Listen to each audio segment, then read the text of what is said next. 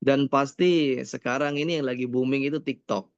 Nah, itu pasti kita semua, saya sendiri dan Bapak Ibu guru semua pasti punya akun TikTok yang mana sekarang itu sudah menjadi tren.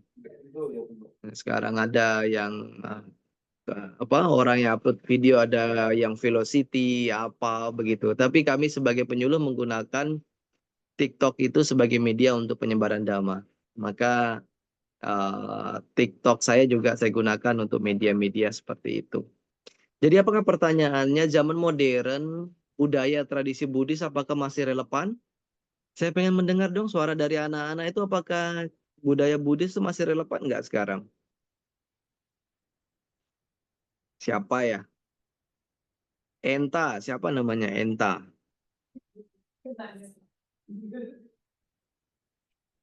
Coba saya pengen dengar dari anak-anak dong. Ini yang anak-anak ada dua nih kelihatan di depan. Ayo, Enta mungkin ada yang mau menyampaikan pendapatnya, mungkin di ya, speakernya di unmute dulu. Dinyalakan saja. Ya, Enta, kalau sekarang ini budaya dan tradisi Buddhis itu apakah masih masih relevan Enta atau masih cocok nggak? Misalnya apa? Contohnya budaya puja, misalnya apa masih cocok nggak sekarang? Atau masih sering dipraktekkan nggak?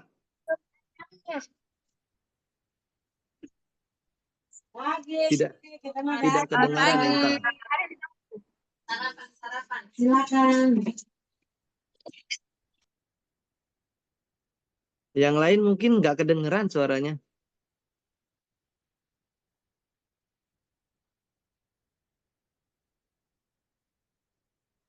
Bisa itu dan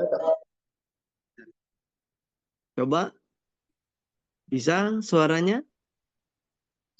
bisa. Coba.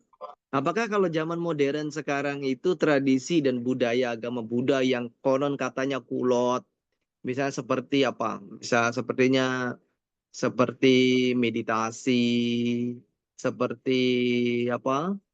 eh, puja, puja bakti, apakah masih relevan atau enggak? Praktek sila, Kalau silakan. ya kalau di ini masih sangat relevan bagi kami di sini. Betul. Relevan ya. Ya, Hmm, baik. Jadi gini, budaya dan tradisi Buddhis kalau kita katakan itu setelah sudah ribuan tahun yang lalu dan hingga saat ini kita masih rasakan perkembangannya. Tentu kalau kita berbicara pada konteks era modern, modernisasi, sekarang ini perubahan besar-besaran. Maka ada ungkapan dari Bante Dhammasubho begini, jarak antar jagat semakin dekat, jarak antar jiwa semakin jauh. Jadi kalau pada zaman dahulu, orang tua kita yang biasa di Lombok itu pergi ke Malaysia, merantau ke Malaysia, kita kirim surat itu biasanya 1-2 minggu baru sampai. Dan kita pun menunggu jawabannya itu harus menunggu 1 bulan atau 2 bulan baru kita mendapatkan jawaban entah kabar, entah apa yang ingin kita tanyakan kepada orang tua kita yang sedang merantau. Tapi kalau pada zaman sekarang kirim WhatsApp, kalau dia standby, sebentar lagi dia pasti akan balas. Nah, itu contohnya dari perkembangan teknologi. Tetapi di sisi lain, coba kita bayangkan ketika di rumah. Ketika di rumah kita makan sama orang tua, sama saudara, sama kakak, sama bapak dan ibu itu apa yang kita lakukan? Biasanya anak-anak yang dilakukan apa sambil makan? Eh, scroll Shopee, scroll TikTok atau apa? Biasanya begitu kan? enggak kalau kita kalau makan sama orang tua itu enggak kita sambil main HP atau main itu kita makan Oh ya. bareng dah. Tapi sering apa enggak? Kalau makan sendiri atau ya nggak ada teman itu baru sering kita Ya, scroll makan HP. TikTok. Oh, itu berarti masih Ya di betul. ini keberhasilan penyuluhnya ini. Keberhasilan guru-gurunya jadi kebiasaan baiknya masih terjaga. Jadi harusnya kan demikian ya. Kalau kita makan, fokus kepada makan. Kalau kita menggunakan media sosial, baru menggunakan media sosialnya dan lain sebagainya. Baik, lanjut Pak Yudhoyono.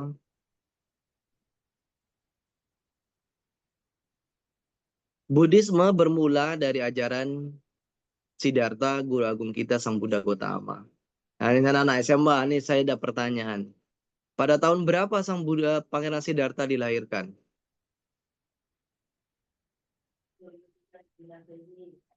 Ya?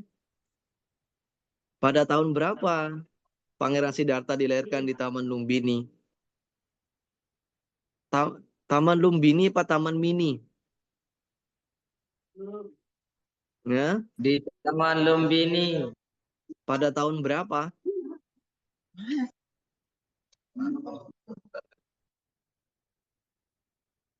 Pada tahun berapa itu? Harusnya kan bisa itu, gampang tuh. 600?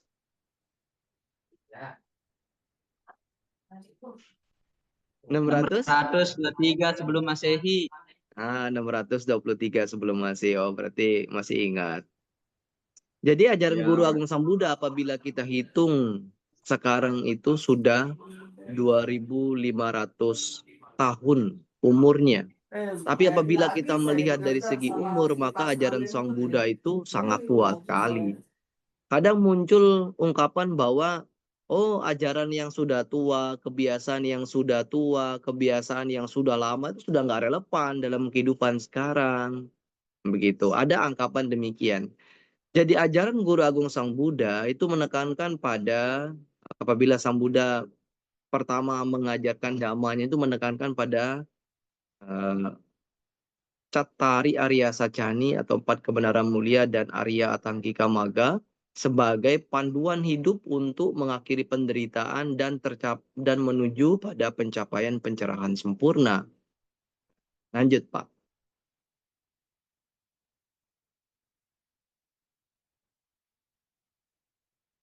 Jadi agama Buddha tumbuh di wilayah atau muncul di wilayah Magadha, sebagian besar di wilayah timur daratan India.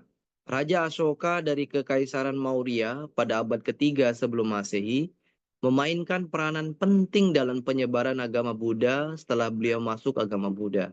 Ashoka menyebarkan ajaran Buddha ke masyarakat melalui pembangunan stupa, pilar berisi ajaran dan pengiriman misionaris ke wilayah India dan negara tetangga seperti Sri Lanka.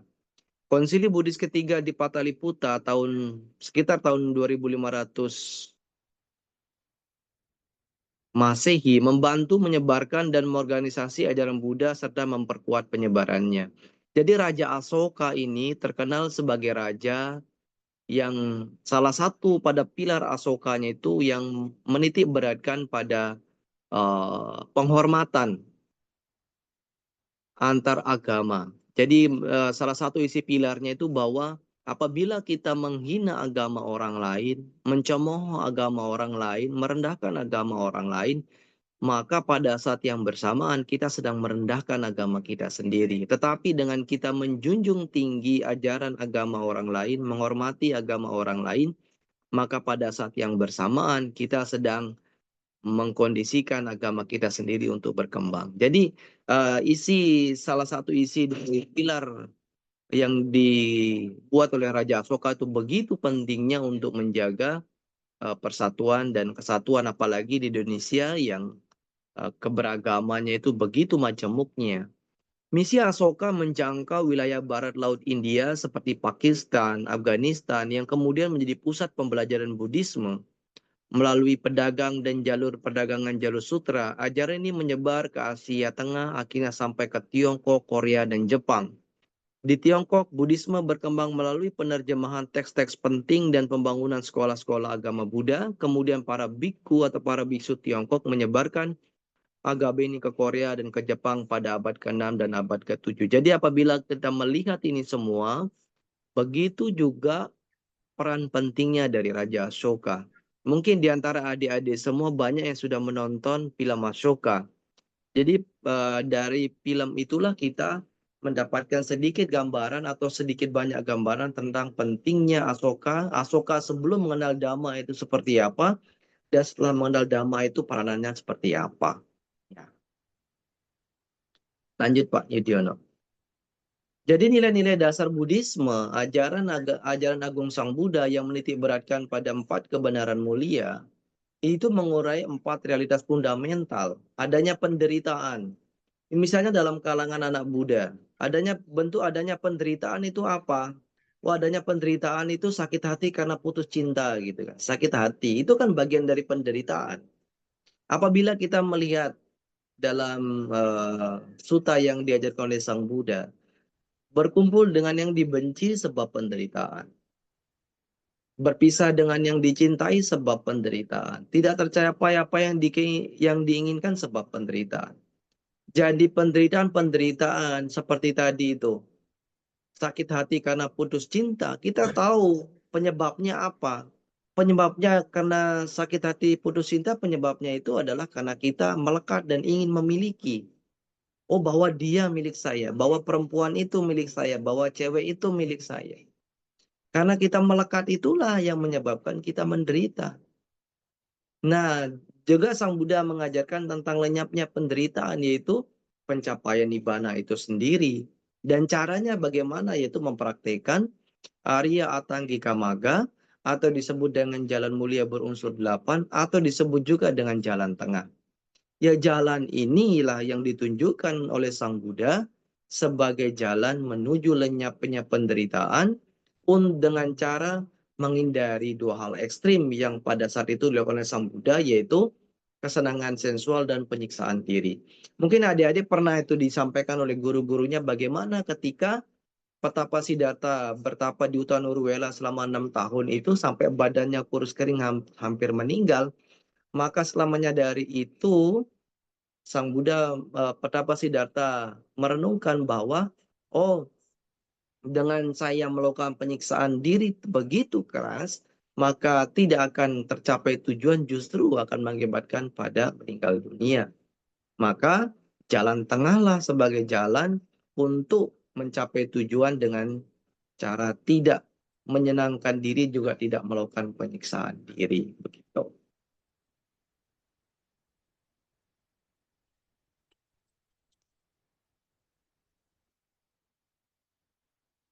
Tradisi utama dalam Buddhisme, yang pertama peran meditasi dalam praktik Buddhis.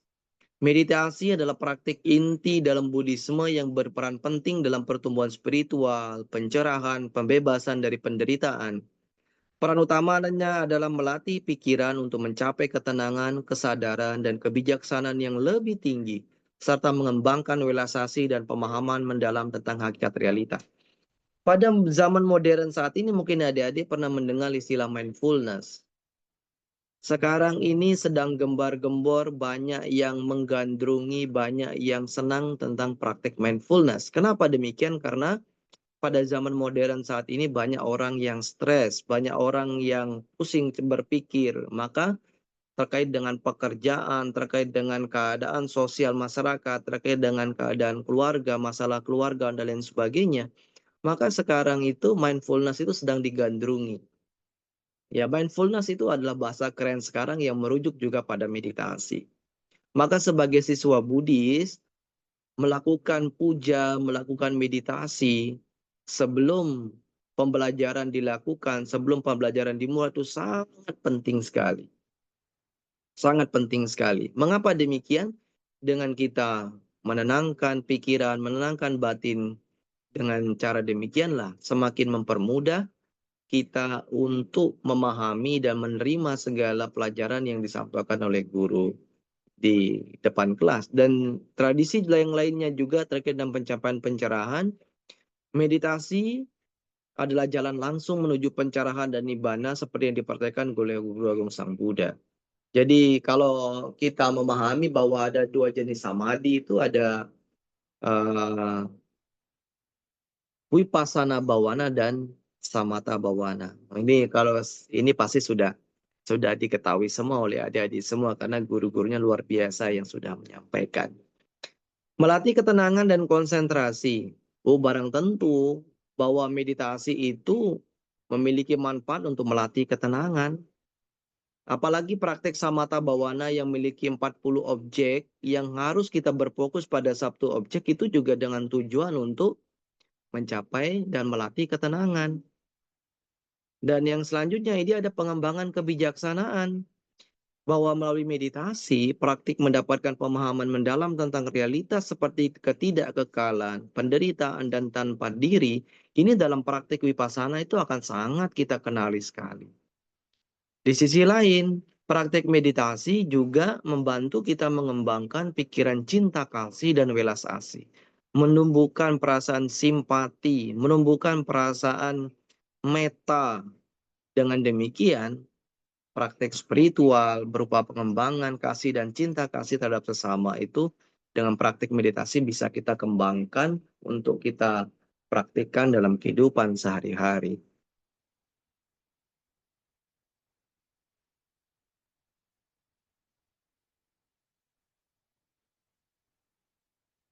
Nah, selanjutnya mengurangi penderitaan. Dengan memahami sifat penderitaan dan melepaskan keterikatan pada hasrat, meditasi membantu mengakhiri siklus penderitaan. Adik-adik, ada yang sudah pernah praktik meditasi vipassana? Ada yang pernah praktik Pak. vipassana? Pernah ya? Nah, Pernah. apabila dalam praktik vipassana, itu nanti akan bagaimana proses anicca. Misalnya pada saat meditasi, kalau vipassana kan kita tidak berfokus pada satu objek ya. Jadi kalau vipassana itu apa yang muncul dalam diri kita itulah sebagai objek. Maka ketika kita praktek vipassana, kita akan tahu di mana misalnya kesemutan, di mana letak kesemutan muncul, maka disitulah juga akan lenyap. Maka disitulah sebenarnya anicca itu bisa kita pahami. Bahwa ketika kita meditasi muncul namanya kaki pegal, badan capek, dan lain sebagainya. Ketika kita melihat itu sebagai sebuah realitas, maka disitulah kita memahami bahwa penderitaan. Ketika juga penderitaan itu juga tidak ajak, tidak bertahan lama, maka di situ juga tidak akan kita pahami bahwa penderitaan itu bukan sesuatu yang kekal. Tidak ada inti dari penderitaan, semuanya akan berlalu. Jadi praktik meditasi, mindfulness itu juga bisa meningkatkan kesadaran, juga mengembangkan ketahanan emosional. Bagi yang suka marah-marah, yang suka ngambek, yang suka ditegur gurunya itu marah, wah, ya perlu tuh praktik meditasi itu Pak Sardi. Kalau ada muridnya begitu disuruh meditasi dulu saja Pak Sardi. Jadi meditasi bukan sebagai sebuah hukuman ya, tapi meditasi itu sebagai sebuah pengendalian diri. Karena banyak yang menganggap bahwa meditasi itu sebuah hukuman, oh jangan begitu. Tapi meditasi itu justru bagi kita yang suka marah, yang suka emosi, kita bisa kendalikan diri begitu dengan cara kita praktek meditasi.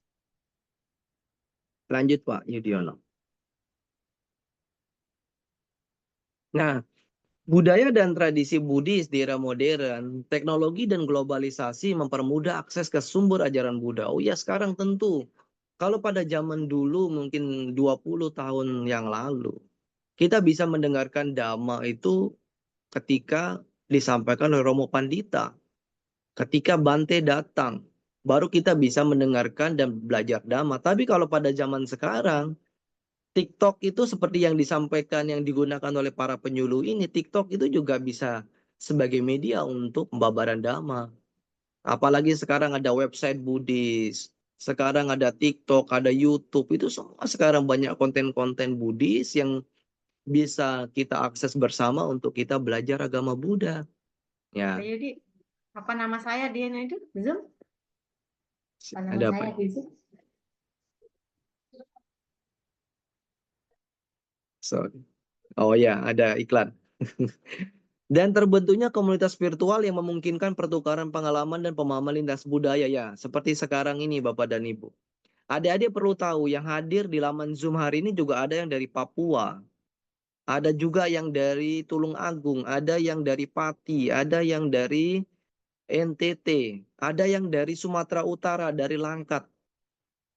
Jadi dengan keberadaan media sosial seperti sekarang ini, sangat bisa mempermudah kita untuk bertukar pengetahuan dhamma kepada saudara-saudara tanpa ada sekat pembatas. Kalau dulu kalau kita puja bakti di wihara kan hanya umat Buddha yang ada di wihara saja. Tapi kalau dengan perkembangan media sekarang bisa lintas negara, lintas benua ya. Pengajaran jarak jauh dan aplikasi meditasi mendukung praktik Buddhis sehari-hari. Oh, tentu sangat sekali. Kami sebagai mahasiswa S2 juga sekarang ini belajarnya online juga, ya, sangat mempermudah. Gaya hidup yang mengedepankan prinsip keinginan lingkungan dan kemudahan. Tantangan etika baru yang muncul akibat teknologi seperti privasi dan dampak media sosial. Oh ya, ada dampak media sosial yang cukup negatif misalnya. Anak-anak SMA, anak-anak remaja perlu menjadi sebuah perhatian. Jangan sampai menggunakan media yang ada. Itu salah satu penyebaran pornografi. Itu hati-hati. Bahwa dampak negatif dari media sosial salah satunya adalah penyebaran pornografi. Dan yang kedua, yang menjadi fokus khususnya di Kementerian Agama terkait dengan itu ya Bu Jum. Judi online. Hati-hati anak-anak judi online. Jangan menganggap sepele. Apalagi ada pinjaman online. Ada teman saya di mana di Lombok Utara kalau nggak salah itu. Dia judi online itu karena saking senangnya. Dia sampai 900 juta Bu Jum. Habis 900 juta. Rumah, habis semua untuk bayar hutang. Karena judi online-nya bersumber dari hutang, maka untuk menutup hutang itu harus aset yang ada dijual. Nah itu, jadi kepada anak-anak semua hati-hati terhadap pinjaman online dan judi online. Ingat, tidak ada orang kaya itu dengan cara instan. Kalau menganggap menjadi kaya dengan cara instan melakukan judi online, maka itu adalah cara yang salah. Maka khususnya bagi anak-anak SMA itu hati-hati. Jangan sampai dengan mudahnya terperdaya dengan iming-iming yang serba enak, yang serba oke, yang serba mudah. Justru kalau serba mudah, serba enak itu yang menjerumuskan. Begitu. Lanjut, Pak.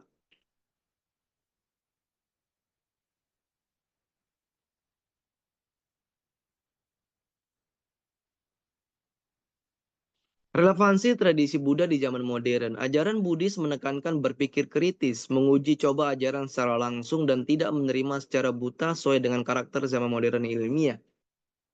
Adik-adik sekalian, apabila kita melihat perkembangan sekarang, ajaran Buddha itu sangat relevan, khususnya terkait dengan Ehipasiko.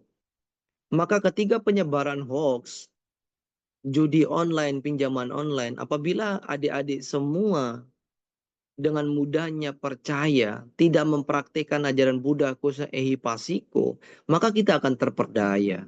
Maka kita juga akan menjadi bagian korban. Korban dari saudara-saudara kita yang juga menjadi bagian dari korban judi online dan pinjaman online. Maka ada sebuah slogan begini, saring dulu baru sharing gitu. Jadi informasi apapun yang Anda terima, berita apapun yang Anda terima harus disaring dulu.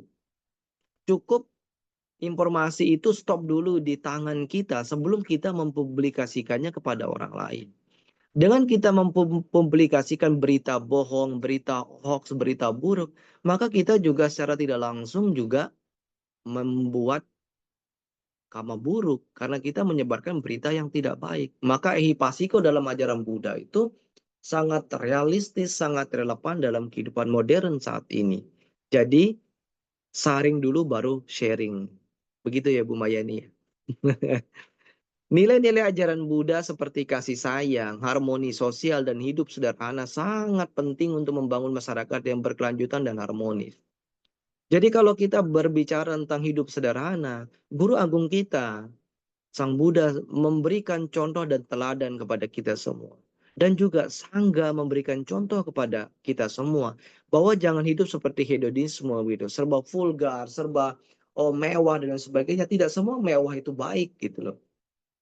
Ya, hidup sederhana seperti apa yang dicontohkan oleh para Bante. Para Bante menggunakan dua setel jubah. Itu adalah sebagai contoh nyata kita sebagai umat Buddha bahwa para biku memberikan contoh kepada kita semua untuk hidup sederhana. Jadi jangan sampai kita hidup glamor dan lain sebagainya. Agama Buddha modern telah bertransformasi, tetap memelihara inti ajaran sambil menyesuaikan dengan budaya dan kebutuhan masa kini. Jadi ya ajaran Sang Buddha itu bukan berarti menolak perkembangan modernisasi, tidak. Kalau ajaran Buddha menolak modernisasi, maka kita semua sebagai umat Buddha tidak mungkin akan menggunakan media sosial sebagai penyebaran dhamma. Tapi karena kita menyesuaikan perkembangan modern saat ini sebagai bagian dari media yang kita gunakan sebagai media penyebaran dhamma, maka kita memanfaatkan kemajuan modern ini juga selaras dengan ajaran Buddha. Tentu kemajuan modern saat ini harus selaras dengan ajaran Buddha dengan cara apa? Kita memanfaatkan teknologi perkembangan zaman ini juga dengan mempertahankan nilai dan norma ajaran Buddha. Misalnya sopan santun. Kalau di tradisi Lombok itu kalau kita jalan di tengah orang tua, apa sih harus kita lakukan yang kita ucapkan? Ada ucapan tabe, begitu kan? Kalau di Jawa itu ada istilah permisi, kulo nuwun, kalau kita mau bertamu kulo nuwun dan lain sebagainya. Jadi itu budaya-budaya yang harus kita jaga. Jadi jangan sampai oh saya ini anak modern, saya anak milenial, anak Gen Z, anak Gen Gen apa dan lain sebagainya. Oh saya tidak itu, oh tidak. Harusnya anak Gen Z itu adalah orang yang berada di garis terdepan yang mempertahankan tradisi budaya. Jangan malu. Ke wihara pakai kain jangan malu ya. Khususnya di Lombok saya tahu itu. Kalau Waisak itu pasti menggunakan kain, Bujum. Jadi pakai kain, pakai kebaya, pakai apa jangan malu. Itulah bagian dari identitas kita. Ya, jangan kita termakan pada oh harus kayak teman-teman Katolik misalnya pakai apa tuh? Pakai pantopel, pakai celana panjang. Oh enggak. Justru kita bangga dengan kita mempertahankan tradisi sebagai umat Buddha. Praktik Budi sosial seperti ya pernikahan Buddhis mendukung kesadaran sosial dan feminisme Buddhis itu sekarang ini ya. Dalam ajaran Buddha gitu tidak apa namanya harus laki-laki ya. Dalam tradisi Theravada khususnya itu sekarang juga ada Tasilani. Jadi ada kesetaraan. Di dalam tradisi beberapa tradisi di Budayana, di Mahayana dan lain sebagainya itu ada biksuni juga. Jadi setiap umat Buddha itu memiliki hak sama untuk mencapai sebuah pencapaian dari kebebasan dan dari praktik ajaran Buddha. Lanjut, masih panjang ya.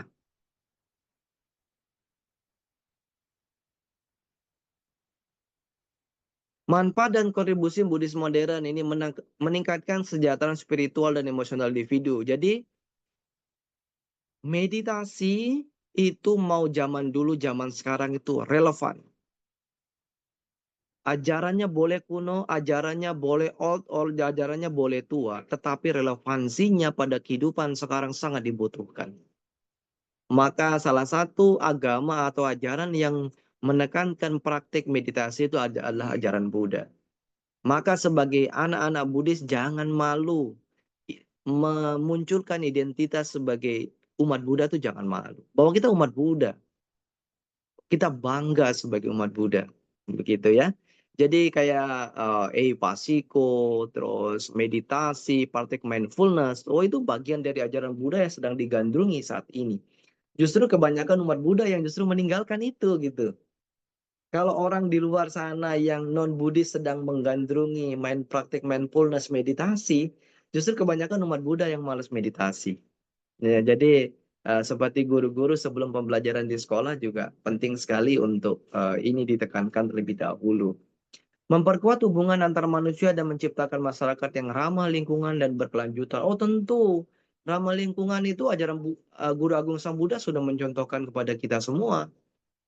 Bahwa kelahiran Pangeran Siddhartha di Taman Lumbini, mencapai pencerahan sempurna di Bodh Gaya, membabarkan Dhamma pertama kali di Taman Rusa Isipatana, mencapai parinibbana di Kusinara, itu semua berkaitan dengan alam.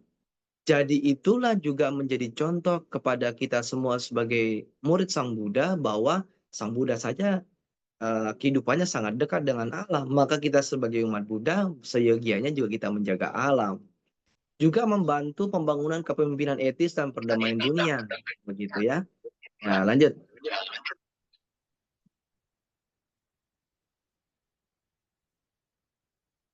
Simpulan, jadi apa yang kami sampaikan pada hari ini, kita sampai pada ujungnya bahwa tradisi Buddhis masih sangat relevan di zaman modern. Khususnya anak-anak yang di NTB.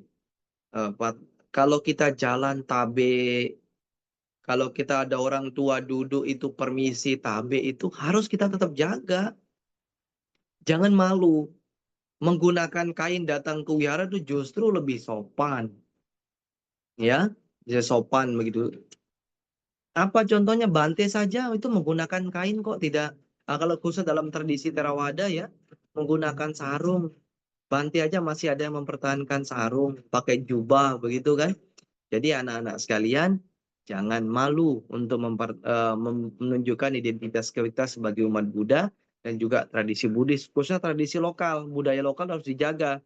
Salah satu yang saya lihat itu tetap menjunjung tinggi budaya lokal tuh Pak Sardi itu. Saya lihat ada video-video di Facebooknya Pak Renah juga itu kemana-mana pakai udang. Wah itu saya juga pengen ketika pulang ke Lombok ikut tradisi Buddhis tuh pakai udang itu Pak Sardi. Saya lihat Pak Sardi fotonya bagus-bagus itu, yang pakai udang dan lain sebagainya itu. Jadi anak-anak jangan malu Ya. dengan identitas kita sebagai budaya khususnya yang ada di Lombok itu. Adaptasi terhadap teknologi dan globalisasi memberikan peluang perluasan pengaruh dan pemahaman agama Buddha. Jadi kita sebagai umat Buddha, sebagai siswa Buddha harus beradaptasi dengan perkembangan teknologi. Kalau kita tidak beradaptasi, maka kita akan ketinggalan zaman. Banyak media sekarang yang digunakan untuk perkembangan agama Buddha, so website, YouTube, TikTok. Nah, kita itu menyesuaikan diri, tetapi dengan tetap mempertahankan norma dan nilai Buddhis itu sendiri. Nilai-nilai inti Buddhisme sangat bermanfaat untuk menghadapi tantangan zaman modern, termasuk masalah sosial, lingkungan, kesejahteraan mental. Sekarang kesejahteraan mental terkait pada mindfulness itu sangat digandrungi sekali Bapak dan Ibu. Mungkin teman-teman kita tidak begitu merasakan, tapi saudara-saudara kita di kota-kota besar itu sangat digandrungi sekarang. Ya, jadi ajaran Buddha, budaya tradisi lokal di Lombok, memuja tuh di Tandaun ada ya Pak Sardi ya? Memuja gitu ya, kita mengunjungi apa tuh? Sumber mata air ya Pak Sardi ya? Sumber mata air yang kapan hari disampaikan oleh Pak Kenah itu budaya Ngorisang, dan kayak di KLU tuh banyak sekali tuh Muja Bagek Sari, terus Muja Titik Cekor dan lain sebagainya. Itulah kearifan lokal kita sebagai umat Buddha yang harus kita lestarikan dan harus kita jaga untuk sebagai tali penyambung dalam orang tua kita. Mungkin demikian apa yang bisa saya sampaikan.